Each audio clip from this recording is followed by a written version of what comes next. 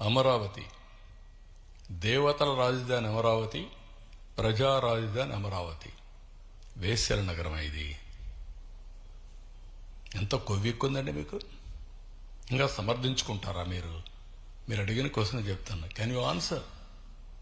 ఇలాంటి వాళ్ళని మీరేం చేస్తున్నారు? మీడియా, మీ ఇంట్లో ఆడబిడ్డలు లేరా? మీకు తల్లి లేదా? కూతుర్లు లేరా? మీ భార్యలు లేరా? What are you talking?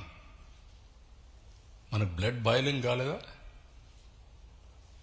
ఇలాంటి వాళ్ళు నిన్న దాన్ని డైవర్ట్ చేయడానికి పోయి గొడవ చేస్తారా మీరు?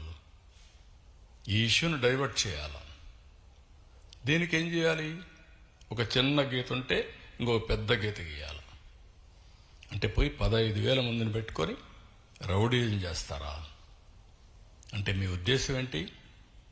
నేరస్తులు రాజకీయ ముసుగులో చేస్తున్నారు కాబట్టి మాట్లాడితే రాజకీయ నాయకులపైన యాక్షన్ ఎవరి మీద తీసుకోవాలి?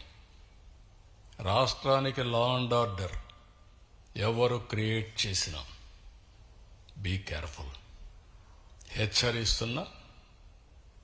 నేనెప్పుడు భయపడలా. తీవ్రవాదులపైన పోరాడినప్పుడు కానీ, ముఠా నాయకులపైన పోరాడినప్పుడు కానీ, కమ్యూనల్ వైలెన్స్ని అణిచివేసినప్పుడు కానీ ఒకటే ధ్యేయం, public safety. Public safety, no compromise. ఈ విషయం గుర్తుపెట్టుకోవాల్సిందిగా ప్రతి ఒక్కరిని హెచ్చరిస్తున్నా. గట్టిగా కూడా చెప్తున్నా.